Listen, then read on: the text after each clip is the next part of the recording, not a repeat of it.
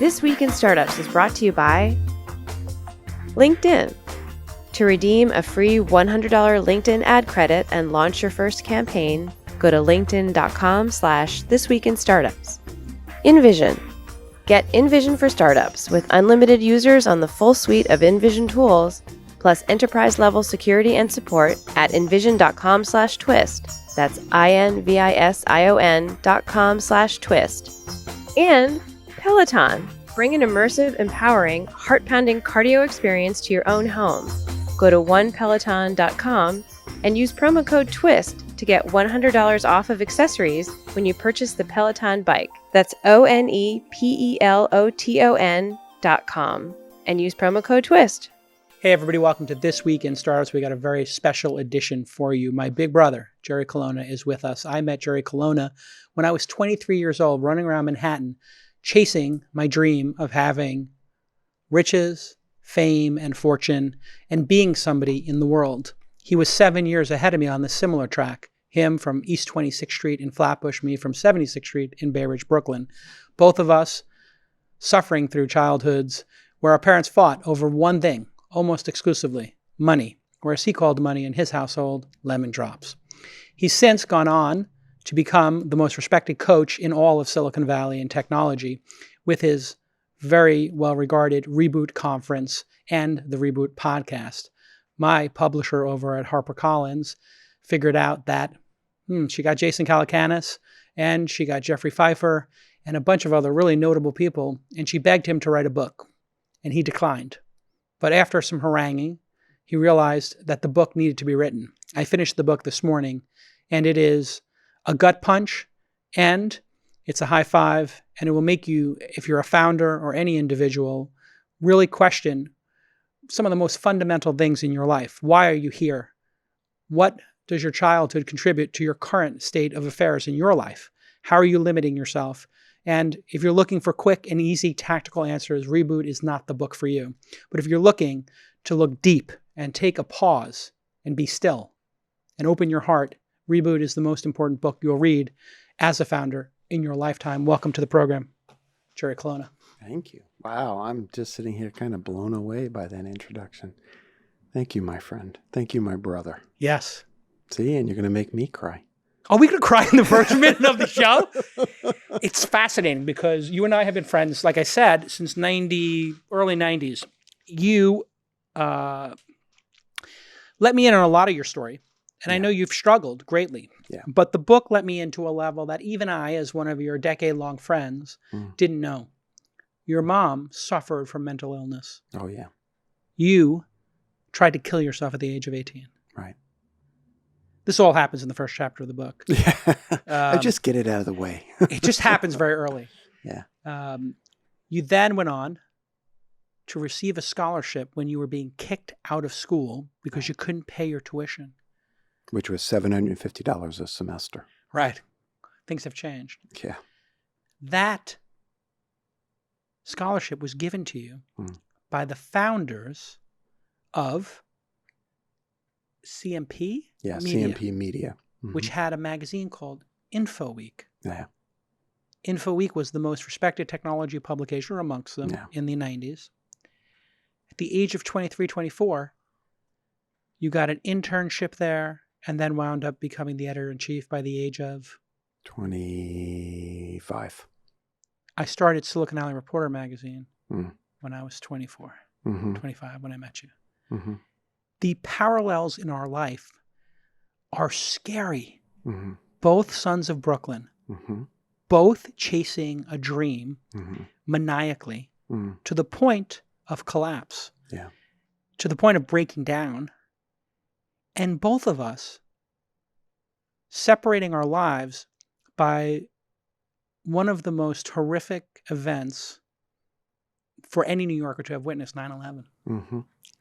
The demarcation point in both of our lives, before and after 9/11, I think is how we both look at the world. Yeah. There's so many places for us to start, but I think a great place for us to start now is, why did you choose to write the book? And I just want to put one aside there. You spent a lot of time doing a lot of things in your life. And early on in your story, you were a poet. You loved poetry. The book is pure poetry. Oh, Just thank from you. one author to another. Thank It you. really is, when you read it, and I'm reading an early draft with a couple of typos in it, and you were very self-conscious when you sent it to me. Mhm. You said, I'm very nervous about you reading this, Jason. I really need to know what you think of it. Yeah. I'll tell you what I think about it. I think it's fucking awesome. I think it's one of the best books I've read in my life. Top 10, hands down. And I've read all the books. You knocked it out of the park with this book. Mhm. Just author to author. Now you're really going to make me cry. What is it about you and the crying? You know what it is, Jason? You are so in touch with your emotions that you can just get to that point? Are you an empath? I think I am empathic in that way. I think I am an empath. I mean, I would be the Deanna Troi on Star Trek: The Next Generation, right? Yeah. But it's really a simple truth on the tears. I think that we do a violence to ourselves when we deny a part of ourselves, positively or negatively. So much of the book is about bringing forth, not just in my own story, but bringing forth what is true about ourselves. I think it's an antidote to depression. I think it's an antidote to anxiety. And allowing myself to be true in my feelings creates the space for the other person to be true. And for a brief moment in time, they get to be real and they get to just drop the pretense. So fascinating that you and I picked an industry in which pretense is, I think, the majority case. Well, I would argue that so much of modern life is about pretense.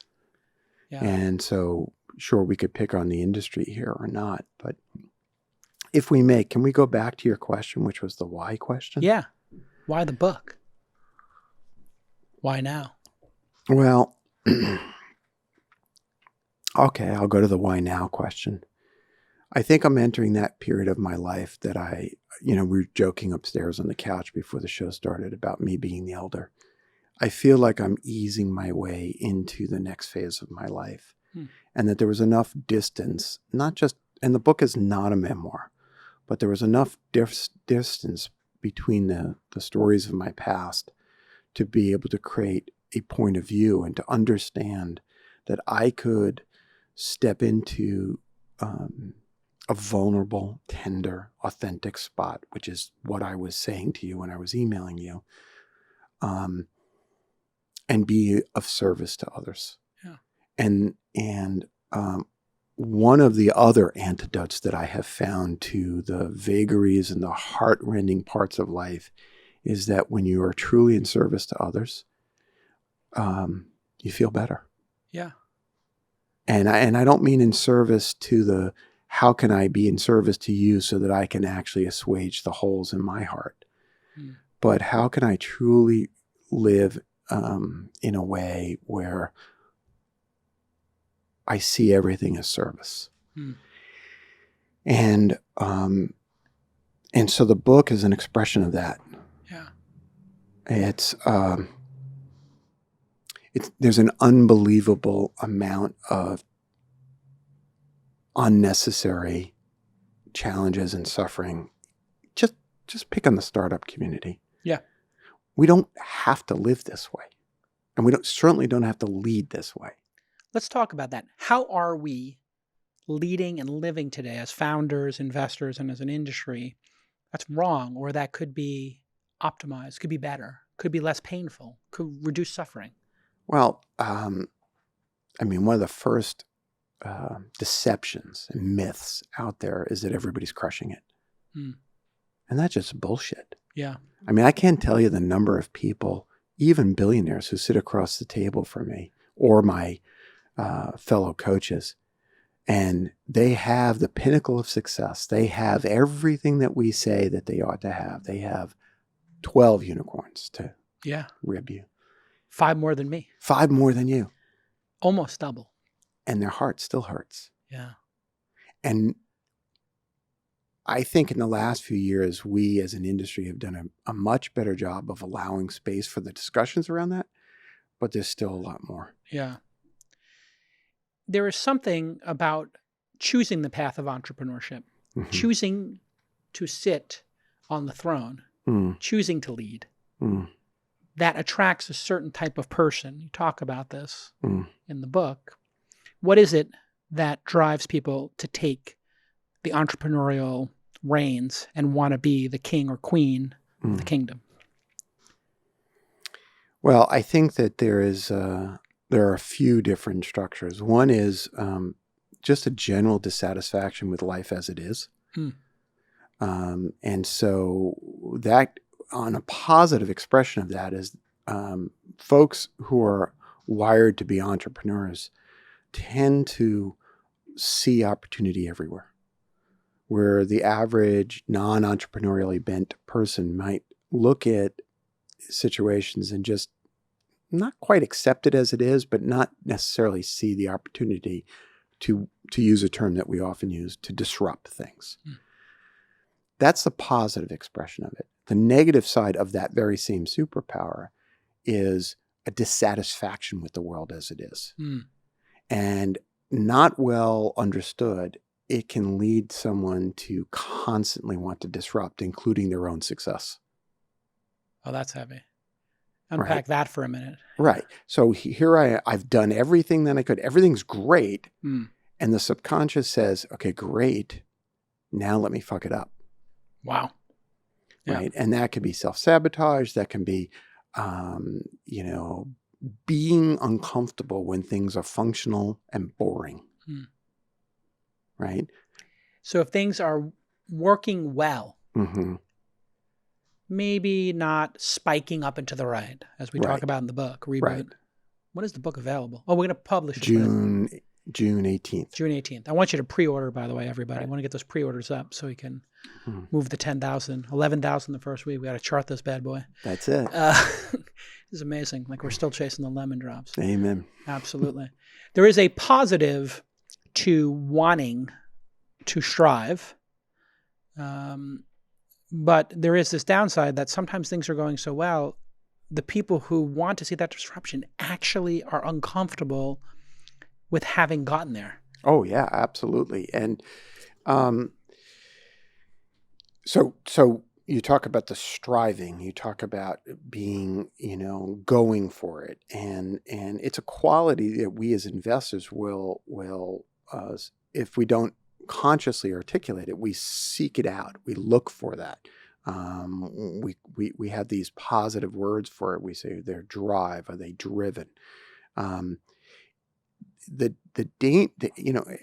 this is an important point. Every single attribute, every single character trait that we have as human beings has a negative and a positive side.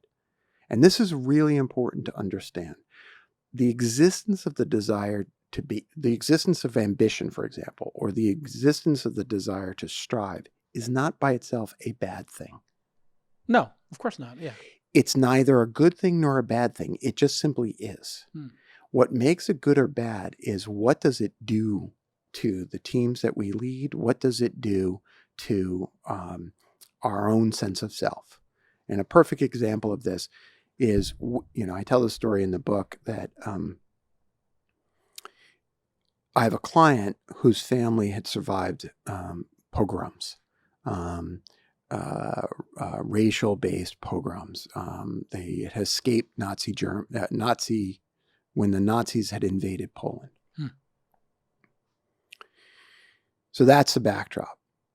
The 360 review that we did on the CEO came back, and the number one complaint was he was never satisfied.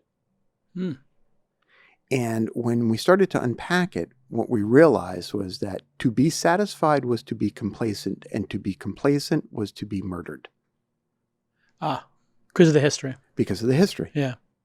And so what became a striving and a driving was in fact rooted in the belief that he's just simply not safe. Yeah. And when you start to help someone understand that they are safe, you can maintain the ambition without driving people crazy. And the CEOs frequently make people insane. Well, the real purpose of the book is to help people understand that there are unresolved issues, or as Bruce Springsteen calls it in his autobiography, unsorted baggage. When the unsorted baggage remains unsorted, and we tend to use our organizations to make ourselves feel better. And then everybody runs around trying to do the same thing, and then we can't figure out why the situation is so toxic. Huh. Yeah. All right, when we get back from this break, the subtitle of the book, The Art of Growing Up, Leadership in the Art of Growing Up. It's a bold subtitle, The Art of Growing Up, something we all have to do. I want you to unpack that when we get back on This Week in Startups. 610 million professionals are on LinkedIn. Think about that. 610 million professionals are on LinkedIn, and your future customers are among them. LinkedIn has marketing tools that help you target these customers with precision so that you get great results, whether that's building your brand or converting revenue to drive growth. LinkedIn marketing tools help you reach the right audience, right down to their job title. Look at CMO Press here. He's saying, hey, get me people in New Zealand, get me people in Australia. And I'm looking for people who are interested in marketing, startups, finance, etc. I want people with the titles of co-founder, founder, growth, director of growth, sales executives, marketing managers, marketing executives, developers, and what company size, 2 to 10, 11 to 50. You can target so perfectly your perfect customers that you want to build a brand with. And we are doing it here at Launch. With just a few clicks, you can get up and running. And they want to give $100 to you for free. I am not kidding right now, but you're going to have to work for it. You have to go to linkedin.com/thisweekinstartups spelled out. linkedin.com/thisweekinstartups. No spaces, no dashes, no nothing. linkedin.com/thisweekinstartups to get a bean from JCal, and LinkedIn terms and conditions, of course, apply. Please go get that 100 because I don't know how long LinkedIn's going to keep giving it away. But we love you doing marketing on LinkedIn. It's really helped us with our Sydney event because, let's face it, we didn't know a lot of people there. So go to linkedin.com/thisweekinstartups. And let's get back to this amazing episode. Hey, everybody, welcome back. My big brother, Jerry Colonna, is on the program. He's had quite a life. 4 acts, in fact. Editor-in-chief, venture capitalist, trying to lead the bid to bring the Olympics to New York, and now coach. Reboot has over 20 coaches in its stable. Network. You do retreats for both investors and founders. We do. In Colorado, where I think you live now. Yeah, they're moving Arizona? around. We'll be doing some in California too next year. Fantastic. Mm-hmm. How many of these retreats have you done? I think we're at next week. I will not be leading this one. I think next week will be our 26th. And costs a couple of grand to go. Mm-hmm. CEOs, what should they expect going for 3 days, 4 days to this retreat? The main thing that they should expect is an opportunity to unpack their own storylines. What's really driving them? There's a core question that I ask everybody, whether it's clients, whether it's, in effect, people on my own podcast, whether it's people who come to our boot camps. And that is, how have I been complicit in creating the conditions I say I don't want? How have I been complicit? So how have I allowed the conditions that I'm complaining about? Oh, it's more than allowed. How have I encouraged, manifested, yes, incubated these horrible conditions that I say I don't want? But maybe my subconscious, my childhood, whatever, is driving me to manifest them. That's right. And so why do I end up in exactly the same situations again and again? Why do I find myself struggling with hiring the same people who cause me the same kinds of tsuris, to use a nice Yiddish word from our childhood? Tsuris.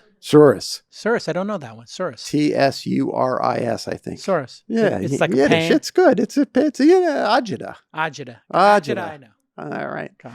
Why is it that these situations occur again and again? And the really interesting question is, how does it serve me to be completely depleted? How does it serve me to feel like I'm always running out of money? Or how does it serve me? And those are really interesting questions. And so the idea at the boot camp is to make linkages between what's actually happening in our leadership and in our life and these long-held character structures. In the book, I call them subroutines. These programs that got us out of our childhood, got us, that they were childhood survival strategies. They got us out of this place only to get us into a place that they're now holding us back from being happy and being resilient and being capable of leading well. In your case, your mom was constantly riding your dad, who was an alcoholic, as my dad was, again, another parallel in our lives.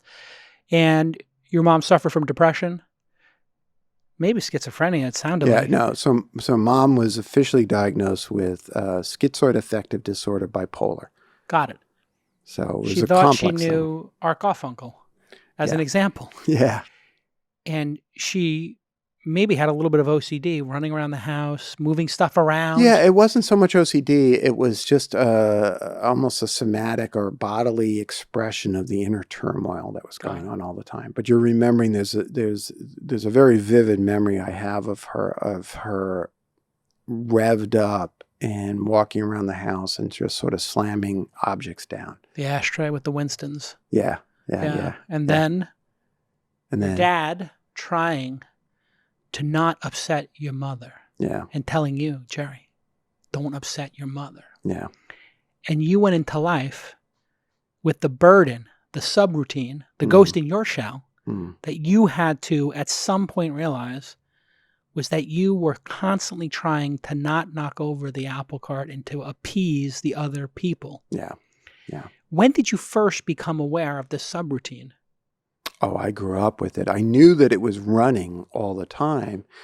Those who grow up with parents who have mental illnesses, which are much more common than people speak about, you grow up with a sense of walking on eggshells. Yeah. Never wanting to upset somebody. And, if there's alcohol, there's often violence. And so don't upset. Don't do that. And it doesn't surprise me that you, in reading the book, you resonated with that phrase. What I describe is the relationship between the mantra that I grew up with, don't upset your mother, and how it became don't upset the other.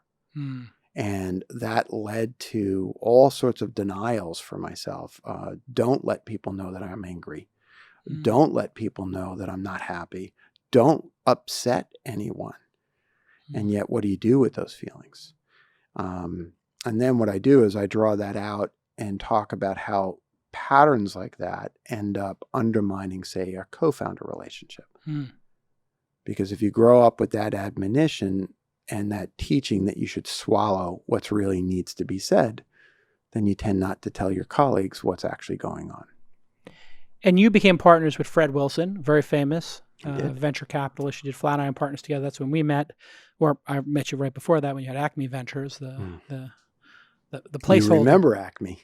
Of course I remember. I remember writing 2 reports for you, one on American cybercasting and one on Beverly Hills Internet. Which became GeoCities. Became GeoCities, which was one of your big hits. That's right. Maybe the first. That's right. And I said, do GeoCities and American cybercasting. I said, maybe not so much. Right.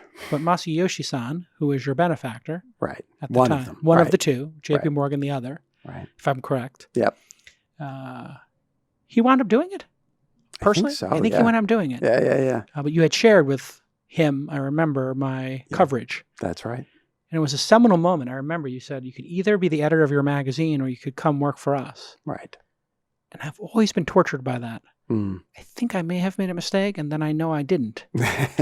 Because the magazine made me who I am. It was the thing I love, the expression. But I also wound up being an investor in my third act, right? So let me go out on a limb here. And Yeah. in the book, I talk about the asteroids that strike your life and change the trajectory. Feels like I was an asteroid for you, eh? Oh, 100%. You and Fred were like this major asteroid because I was coming up trying to be someone, and you felt safety in the pursuit of the lemon drops from your grandfather's and your grandmother's apartment, as well as the smell of the coffee, fresh ground, and the figs. And the lemon drops and that chasing of money See, for me, it wasn't the mental illness. It was the fear of running out of money. Yeah. Which was very close. It was this constant, not fear of a mentally ill person flying off the handle, but of the fight that would eventually break out over money. Right. So when I met you guys, to me, I was in awe. The 23-year-old me was in awe of the 30-year-old Jerry Colonna and Fred Wilson, because I said, these guys got $100 million to invest in startups, and they get 20% of however that increases. They're going to be rich, and rich you did become. Until you broke Fred's heart and wouldn't go back to work with him. He was brokenhearted by this. And you talk a little bit about this dynamic. I never saw that dynamic with you and Fred. Tell me about your relationship with Fred and how it relates to your childhood, if you're willing. Sure. I mean, let's unpack it, because, it might be helpful for me to sort of unpack even the lemon drops analogy. Yeah. So when I was a kid, not only did we have challenges around mental illness in the family, but I grew up with a profound sense of poverty. And that notion of not having enough, which I think you really relate to. And probably most of Brooklyn does. And most of Brooklyn does, especially Which is why people, when they say you're from Brooklyn, you can get somebody who's from Brooklyn, you just walk up and give them a hug. You just look in their You're starting eyes. on third base. It's so much shared, so much common. Yeah, it's not the same these days necessarily. No, it's hipsters there now. Right. People are moving there to get what we were trying to get away from. That's right. And the fear of being dragged back, and tumbling backward down the staircase of life. Right. Getting out of Brooklyn I tried to explain this to people, and they're like, oh yeah, I'm moving to Brooklyn. I was like, we just wanted to get out. We just wanted to get to Manhattan. We wanted to get out. We wanted to get to the Golden City across the river. We just had to get across that bridge. Across to the city. To the city. We weren't in the city. We were in Brooklyn. City. We were in Brooklyn. And people looked at you when you said in the city you were from Brooklyn. Right. And kind of, I'm from Brooklyn. Yeah. You were. When are you tunnel leaving? Crowd. Right. You're the B&T. Right. Bridge and tunnel. You know Envision as the product design platform used by thousands of startups. We all use it. We all love it. And 100% of the Fortune 100 use it as well. Well, they've just introduced a new offering for startups. It's called Envision for Startups. What a creative name! And that will help you streamline your workflow from design to development. Envision for Startups gives you the full suite of Envision tools, all packaged with startups in mind, including unlimited accounts for collaboration so everybody can have their 2 cents in your product development, enterprise-level security so nobody's stealing your ideas, and custom support. Here, signing up for Envision for the first time, inviting teammates to help create a simple freehand drawing with Envision tools, inviting a teammate and collaborating in real time on a simple iPhone mockup, all within minutes. Look how much fun this is. Think about all the great ideas you have that you can start collaborating on and how simple and easy it is. Freehand collaboration is the name of this super slick, super sexy product that I love. And it is just one part of the end-to-end tools offered by Envision to take your idea from concept to development. So here is your call to action. Get Envision for Startups at Envision, INVISION.com/twist. Go ahead and streamline your workflow with unlimited users on the full suite of Envision tools, plus get that enterprise level security and support. Once again, that URL to sign up, envision.com/twist. And boy, that freehand collaboration is just brilliant. Okay, let's get back to this brilliant episode. So for me, Grandpa Guido, my mother's father, was my first entrepreneurial model. And he was an Iceman, right? He was an Iceman in ice and coal. And he was able to put a number of his kids through college. He was able to, buy a number of houses, including the house that we lived in. And the presumption was what would happen is that I and my siblings would often be parceled out to go to relatives, especially when my mother was hospitalized, as she was frequently. And my brother John and I would go to Grandpa and Grandma Guido's house. And it came to represent a place of safety for me, a place of love, a place. There's very few places in the world that meant as much to me as my grandmother's lap. And the smell was always so visceral for me. And the place smelled of figs and ground coffee and lemon drops. And they always had a tin of lemon drops in the hall pantry. And for me, that became a close association with having enough. And as I grew, I came to understand that money might mean that those little boy in me would have enough lemon drops. Right. So when you're referring to lemon drops, you're really reaching back into that and that experience. Yeah. I do want to recognize you wanted to ask about Fred. So, Yeah. Well, you just mentioned that you didn't want to upset the other, didn't want to Right. share your feelings. right. And for us on the outside in the Silicon Alley days, you guys were the dream team. You guys were playing above the rim. You were, the number one and number two, flip a coin, on the Silicon was Alley number 100. Yeah, you were number one. But, you had this analytic guy in Fred. Mm-hmm. Who Who has a heart of gold. Who has a heart of gold, but was also a bit of a hard ass. Like he wanted things done properly. He might raise his voice from time to time, I think. Who, Fred? I would say so. He would occasionally call people lying sacks of shit. Maybe. He was intense when he needed to be. Mm-hmm. And you were you were the big softy in Silicon Valley. Before you were a coach, you were just known as being a mensch. Mm.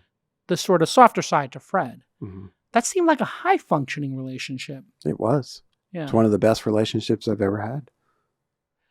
And then I remember him telling me, I said, "What's going on? You're starting another fund? And where's Jerry?" Mm. And he said, he doesn't want to do it anymore. Mm. How did you come to that decision, being in the top 20, certainly the number one in New York, to say, I am not going to do this anymore? Well, we've talked sometimes in the past, in past episodes, but I'll go back to that. And I tell this story in the book. I left the venture capital business to save my soul, to save my life. Because as you mentioned, I did have a suicide attempt when I was 18. And those suicidal feelings were back when I was 38. And I was lost. You're 38. You're worth tens of millions of dollars. And I was lost. And you want to kill yourself. And I wanted to die. What? And by the way, I am not the only one. That's I why know. I speak so openly about this. Well, it's fascinating to me, the concept of suicide, Mm. because I thought about it coming into this episode, having read your book. And I had to put the book down at that moment when you talked about slashing your wrists until you saw the first couple of drops come out. And I just thought, have I ever been suicidal in my life? And I was like, no. And I was like, did I ever think about suicide? I was like, sure, I've know people who've killed themselves, and I've thought about them committing suicide, but it's never, in all honesty, ever something I'd ever consider. Mm-hmm. And I don't mean that in a judgmental way. It's just my inability to understand it. Mm-hmm. How does one understand, or how can I get my head around why someone would kill themselves? Like Anthony Bourdain killing himself, to me, was a gut punch. Mm-hmm. And then I had two people on the podcast, Jody from EcoMom. Jody Sherman. And then Austin Hines. And I just thought, wow, we had done 500 episodes to that point, and 2 of the 500 guests killed themselves. 1 in 250. Not perfect, that math, but it's whatever, a third of a percentage point or something. How do we, who maybe don't have these feelings, understand the people who do and what they're experiencing? So the wish to harm oneself, I think, is rooted in the wish to make the pain go away. And it may be illogical. It's illogical. Of course it's illogical. Right. But And it doesn't work. Because if we think of pain as just as an energy that exists, it can neither be destroyed nor created. the pain gets transferred to someone else. Hmm. But when you do not know what to do with the suffering, my mentor, teacher, friend, Parker Palmer says that violence is what we do when we don't know what to do with our suffering. Now, that's a really important observation, because the violence to self, the violence to our community, the violence to our planet is a consequence of not knowing what to do with our suffering. You know, we joked before about, and everybody jokes with me about crying and all this stuff. You know what we're supposed to do with our feelings, Jason? Let them out. Feel them. Yeah. That's what they call them, feelings. That's why Be in them. Be in them. Like, yeah. And when we don't teach our children what to do with our feelings, the feelings overwhelm. And that's what we're dealing with. So a person is in such pain from their childhood or anxiety, depression, some combination, confluence of those things, shame. They think these things that have built up in me are so intractable that turning off the machine and unplugging the machine is better than trying to fix the glitches in the software.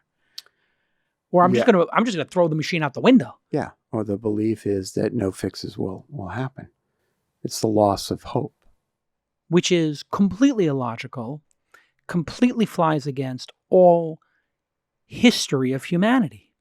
There are people who've suffered much greater than you were at the age of 38, even though your own personal suffering to yourself would seem like that of somebody who'd survived Auschwitz or, you know, their family being killed in a car wreck, God forbid, or something like that. But to you, you couldn't see that other people had overcome even greater suffering and that there is a path forward. At that point in your life, you couldn't see it.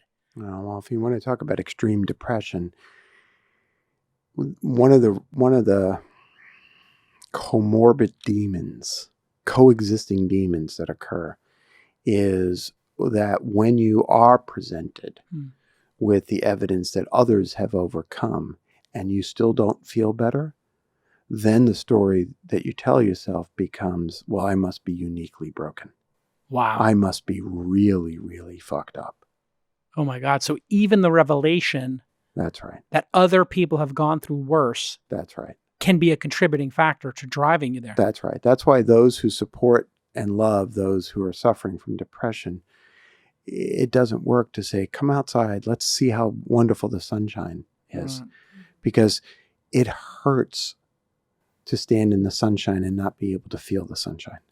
It confirms. It confirms the storyline that is false. What are we to do then when... Be with the person. See the person. All right, we've got a new partner here on This Week in Startups, and I'm super excited. It's Peloton. You know Peloton. It's a great way for you to get a cardio workout between all of the important items on your busy schedule. You know them. It's the best cardio machine on the planet. And I was just out in New York for Easter, and I'm on the East Coast, and I'm talking to my aunt Annie, I'm talking to my Aunt Regina, I'm talking to Uncle Ronnie, I'm talking to everybody, and they're telling me they all got Pelotons, and they're addicted to it. Why are they addicted to it? Well, my Aunt Regina told me. She used to have to, when she wanted to go to the gym, find parking, and then it took an hour to get there and back, and then it was a group of people. Now, she can very easily get this intense cardio workout at home, and that's what she wants. She wants those world-class instructors. She wants that real-time motivation. She was telling me about them calling her name out and how special that made her feel as she moved up the leaderboards, and there's a ton of variety. You can get a ton of different workouts with each ride and every difficulty lengths and the difficulty levels and music genres. They really mix it up for you there. And you'll get really motivated. There are 12 live classes every day for you to choose from. And they have thousands of classes on demand. You will get a cardio workout like none other. It is the greatest workout, and you track your calories, your resistance, your cadence, your output, your heart rate. You track all of it. Okay. And aside from just the bike, they also have the Peloton treadmill, which I'm particularly interested in as a marathon runner myself. So I am super excited about Peloton being on the program. Thank you so much for joining us here on This Week in Startups. Peloton is offering a limited time offer here, and this is great. $100 off. Get $100 off accessories when you purchase the Peloton bike and get a great cardio workout at home. Go to onepeloton.com. Onepeloton.com. One is O-N-E. Peloton is Peloton.com. You know how that works. And use the promo code TWIST to get started. And look for me this summer kicking your butt on the leaderboard. Okay? I'm dropping it right now. Jake Howe will be on there. Jake Howe, look for me soon on Peloton. All right, let's get back to this amazing episode. It sounds less prescriptive than I wanted to. Because you cannot bear feeling helpless in the face of their pain. That's right. And what we can do for those who are suffering is to bear our feelings, which are hard. This is a hard task. Parker tells a story in his book, the book that sort of an asteroid that changed my life was Let Your Life Speak. And he tells the story of being nearly catatonic in his depression, in his third major bout of depression. And he tells the story of his friend Bill, a neighbor who would come over every afternoon and sometimes just touch his feet because, as Parker said, it was the only spot on his body he could bear being touched. And Bill would look at him and say, I see that you're struggling today. Or I see that you're a little stronger today. No judgment, just space. Yeah. And the little touch to say, I am here. The aloneness, the loneliness is devastating. Yeah. And to be able to sit there with somebody who is feeling that much pain and suffering and then not be able to do anything other than be there. Well, it flies in the face of our entire output generated worldview, isn't it? When we say certainly as an entrepreneur or investor, as an entrepreneur, it is an investor. Like, there's the problem I want to fix. There's something I want to disrupt your depression and your suicidal ideation. That's right. And how could I ever disrupt it? It's not possible. It is who you are right now. It is part of you. That's right. So let me give you a physical image. Yeah, okay? Please. And this will link back to one of the challenges of being a parent. And I'm going to speak like your older brother. Thank you. Okay. So our job as a parent, our job as a co-founder, our job as an investor, our job as a friend, as a sibling, is not to stand in front and clear the way, nor is it to stand in the back and push like hell. Our job is to stand shoulder to shoulder and say, I see it's a hard road. Yeah. Be careful, there's a pothole over there. Yeah. And that's really hard. Yeah. I mean, sometimes you just want to take the wheel and say, let's just get around this pothole. Sometimes you just want to clear the path, especially for our children. Sure. I mean, look at these parents who are spending $1 million too, putting their kids on lacrosse players' faces to try to get them into USC. The right college so that they can ease the path so that they can then never feel pain. The pain of not being accepted to the school that their parents were accepted to. Because a parent's job is to withstand their child's feelings. Parents' job is to withstand their child's feelings. That's right. Yeah. So that they allow the child to feel all the feels. Yeah. Feel all the feels, as the kids say. That's it. Yeah. It is incredible. When I look at the cohort of entrepreneurs I've watched, and you said earlier you've sat with the billionaires and they're not happy. This is the correlation that I don't think people understand, is that some people they get there and then they're like, oh, it didn't get better. So let me start another company. Yeah. Or the ghosts are still there. Or I got the King Air, but it's a turboprop and doesn't have as many seats as my friend's plane. Then they get the next plane and the next plane. It's amazing how unhappy people can be at the state of the plane they own. It's amazing how unhappy people can be when they have, from the outside looking in, they seem to have it all. Mm. Yeah. You know, it's an interesting I learned later in life is if you do your job well, and you talk about this a lot in the book about being still, if you get very good at delegation and hiring the right people, getting out of their way, standing at their side, something I focused on the last decade because I wasn't exactly where I wanted to be, you suddenly find yourself with nothing to do. Oh, now you're talking about a really important topic. Keep going. No, it's just an observation I had, and I've had it happen a number of times over the last couple of years where I said, wow, I set everything in motion. I hired everybody who I needed to hire to do what needed to be done. Yeah. And I don't need to do anything right now. Yeah. It is like, I'm trying to think of the analogy, but it would be almost like you make the perfect menu at the restaurant, having grown up at the restaurant and the bar. You set the perfect party in place, and then you just don't show up for it. Well, yeah. So you don't have to show up for it. Everybody's going to have a great time at the party, whether you're there or not. Yeah. And I have to say, it's given me a great feeling of joy to not have to be the guy who's there when the party's running and watching the other people run the party. Right. Well, I congratulate being the guy who had to be the guy. Yeah, I congratulate you on being able to get there. One of the most painful and difficult moments that I encounter in working with clients, you know, I often use this phrase, build a machine that builds products and services. Don't build the products and services. For sure. Right. And to build the machine and build it well means that at the end of the week, you might be bored because everything's working. Yeah. And then the ghost whispers that come into your head are, brutal. You're no longer relevant. Yeah, that can be brutal. Or they don't need you. They don't need you. You're not relevant. And it's too calm. It's too calm. So calm before the storm. Right. Because you're not paying close enough attention. And so all of those feelings can lead the CEO, those with positional power, to start to disrupt the calm, well-functioning machine and create problems. Now, internally for the individual, it can drive a sense of busyness. I cannot sit still. I have to do more. Right. For the organization, it can make the employees crazy because everything's working. We're trying to go home. We're trying to have a life. Yeah. And we have to satisfy some internal demon. We have to create a whole new division, create a whole new product.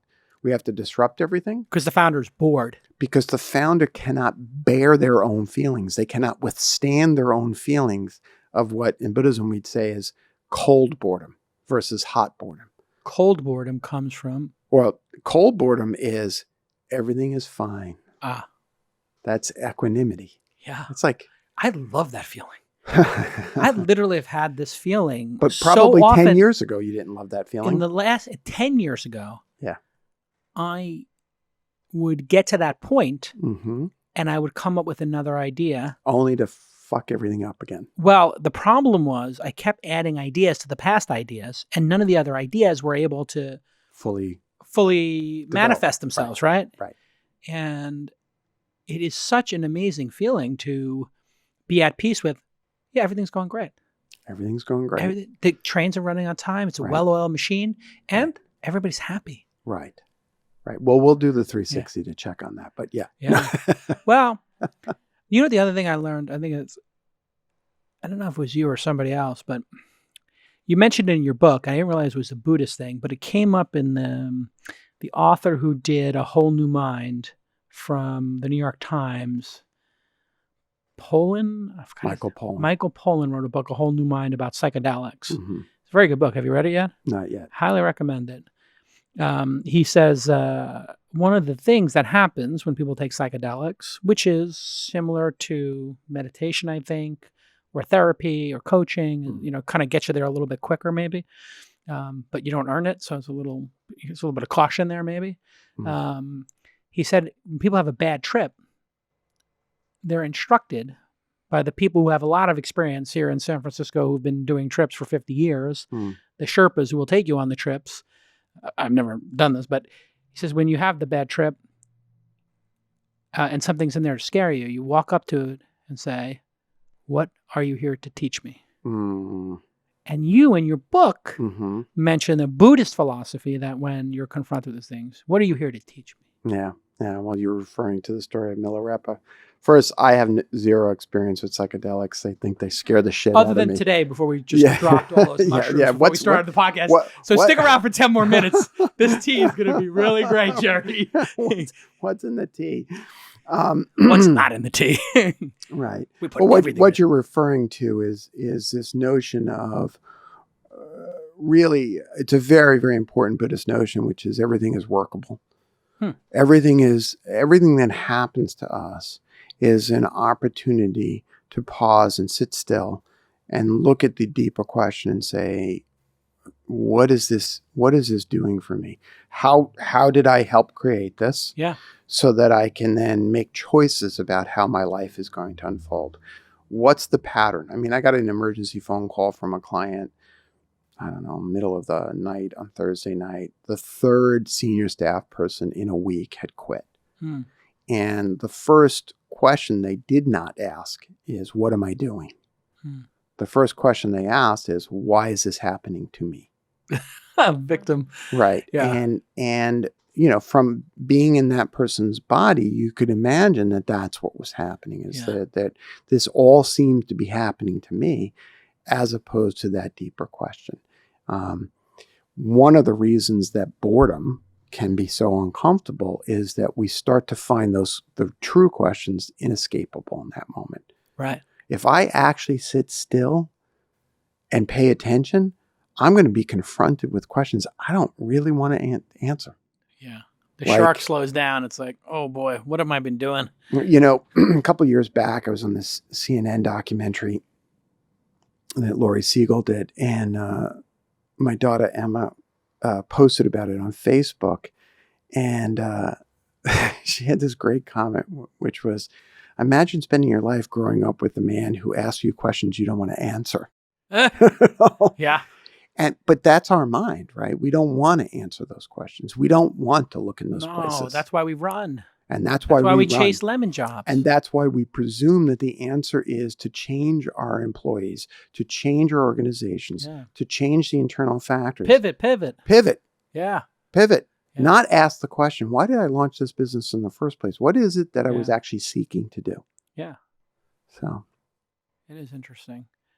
One of the great things that's, I think people don't realize about being an entrepreneur, that it took me a couple of companies to learn, is that you get to create the world that you want to inhabit. Yeah, well, the admonition that we at Reboot do for our clients is, you get to build the company that you yourself would like to work for. Right. In the book, I end every chapter with a series of introspective questions designed to get people going. And one of the questions I'll often ask a CEO is, if your children will come to work for you, or will come to work for your company, would you feel proud? Because if the answer is no, what the fuck are you doing? That's sinister. Yeah, if you're one of the people who's yelling and screaming at your team and your children saw that, you might for a moment say, oh, I am not my best self here. And not just saw that, but if they then put their self-esteem into that company, the way we all do, how would you feel? Yeah. You talk about your coaching sessions with the CEO of Etsy. Yeah. Obviously, he gave you permission to do that. I think most of the other stories are composites. And there's a few named folks in there. Yeah. You had the same editor as me, Hollis. Yeah. She's great. HarperCollins. Amazing. They gave you the phone call. Yes. Where they said, we talked to our legal general counsel, and you could change the names. Yeah. Or you could call these people up and get sued. Which do you prefer? That was a conversation you had with me. It's like, oh no, this is the hill I'm going to die on. I'm naming names because I had like some, I had a couple of hatchets that wasn't quite ready to bury. Figured I'd bury the hatchet. Why do you feel like you need to bury hatchets, Jason? No, just kidding. No. We won't go there. We won't coach Jason today. I will tell you, when you come out of Brooklyn Mm-hmm. This was the big revelation for me that I think sort of got me through it and maybe made me a better leader and maybe made me grow up, is I looked at everything as war. Everything was a fight. And if you start considering your childhood and the operating system that was loaded onto your computer, the operating system loaded onto my computer was the barroom survival, where I worked at my dad's bar, and I would say 1 out of 3 nights, there was a fight. My life was spent watching my dad beat the living shit out of people. We talked about it when you were on the podcast last time. And then I realized, I went into martial arts and I got very focused on running, didn't drink for 15 years, and had some of the most productive times of my life. And I was always very attracted to the samurais. And Kurosawa became my favorite director. Yeah. And I watched all the samurai films over and over again. And I realized I aspired to maybe be a warrior that was noble, a warrior that maybe had a reason to fight. Or maybe to jump into the fight and help your dad. Exactly. Yeah. And maybe fight a good fight, right? Because that was a nerve-wracking thing to watch your dad going at it with 3 other guys, 2 bartenders jumping over the bar. Like having your dad run out of the house with a pistol in his waist. Like this is the most vivid memory of my childhood when I look back on it. Like this is a sick, demented memory. So, I know you're setting up for a question, but I want to hold you right on that spot, my friend. Okay. We're in it now. Yeah. So Tissue box, how please. is it that a guy grows up with the belief system that life is war? Yeah. How has that impacted the way in which you launch businesses? Yeah. The way in which you have attempted to lead? Yeah. In what way has that served you? Yeah. Well, and in what way has it gotten in your way? Yeah. Yeah, I can tell you very specifically. Hey everybody, Charles here. I'm afraid that's all we have time for in this episode of This Week in Startups. Join us in part 2 when Jason reveals how being turned down for a job he didn't even apply for changes his life forever. And Jerry unpacks how he guided a high-profile CEO through a very public firing.